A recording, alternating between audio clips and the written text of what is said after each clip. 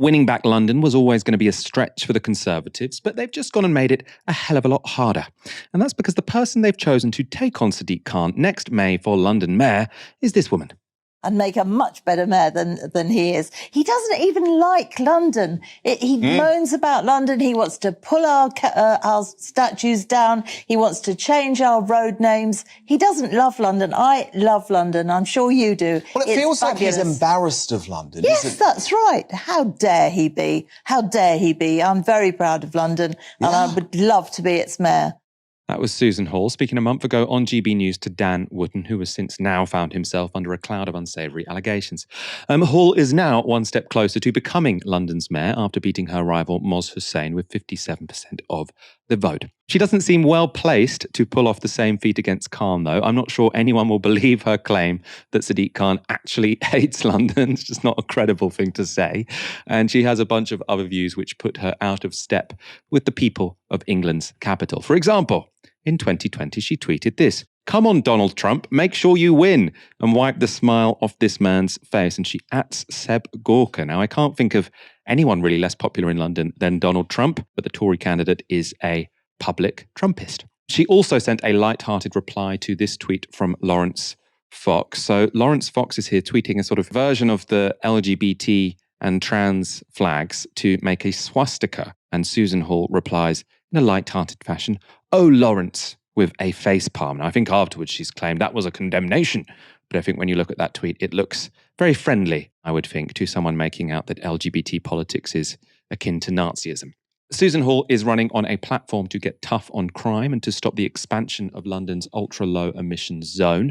London Labour said this in response to her selection. The Conservative candidate for mayor is a hard-right politician who couldn't be more out of touch with our city and its values. She's an outspoken supporter of Trump, Boris Johnson and a hard Brexit. She cheered Liz Truss's mini-budget, which sent mortgages and rents soaring. She doesn't stand up for women, and she hates London's diversity. But with a more enthusiastic analysis of Hall's selection, this was how the result was welcomed on GB News. She likes GB News. That's all we know about Susan Hall. So basically, if Susan Hall likes GB News, that means she probably likes you at home, so she might be worth listening to. So the best anyone has had to say for this woman today is a GB News host who knew nothing about her other than that she liked GB News and therefore should be taken seriously. Dahlia, are the Tories even trying? How have they ended up with this candidate for the biggest city in the UK?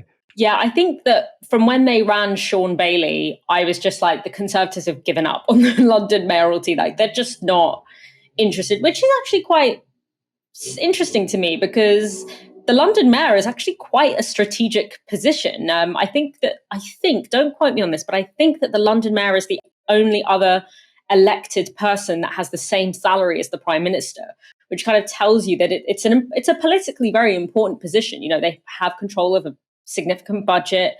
They have a lot of executive power. So I'm not really sure why the Tories would give up on an election like that. I guess they feel like there's not really a pathway to victory for them at the moment in London because of the racism of the central party. It's very hard to win in a place like London when that is what your party brand is, and it's very difficult to dissociate the mayor, your mayoral candidate from your broader party brand.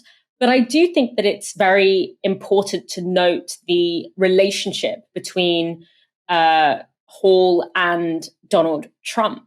Because I think one thing we don't talk about that much is actually the role that Sadiq Khan plays in the imagination and in the galvanizing of the global far right, particularly the Anglo-American far right. There is a lot of coverage on Fox News, for example, about Sadiq Khan. And that is a deliberate choice. It's not normal that you would have news in America, broadcast news in the US, covering or having any interest in what the London mayor is doing.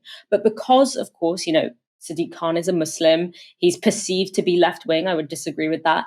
But there is a lot of coded language around him as the first Muslim mayor of London, around him being, particularly associating his mayoralty with a rise in crime, with a rise in knife crime, and that being very much racially coded. We also saw the same thing in the aftermath of one of the terrorist attacks in London, that Donald Trump was tweeting implicating that Sadiq Khan believed that there was nothing to fear about that taking place in London. We saw Donald Trump retweeting tweets by Katie Hopkins talking about Londonistan is incredibly racist, especially in the context of the mayor being Muslim.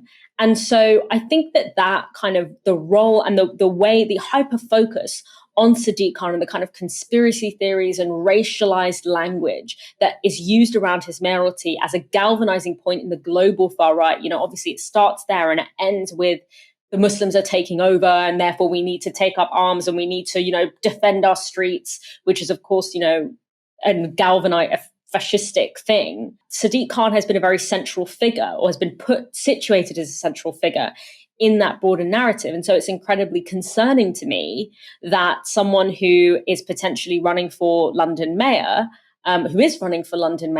is clearly in that kind of milieu, particularly by her relationship with someone like a Donald Trump, or, not an actual relationship, but her co-signing the Donald Trumps and the Lawrence Foxes of the world is kind of keying into that particular narrative surrounding Sadiq Khan, Islamophobia, and London. And so that is concerning, but I think it's interesting that the Conservative Party don't seem to have put their weight behind this race or this candidate at all. I think they probably see it as a lost venture, and they wouldn't put anyone up for it that they want to have be a credible politician, because they're most likely to be, it's most likely to be a pretty devastating loss.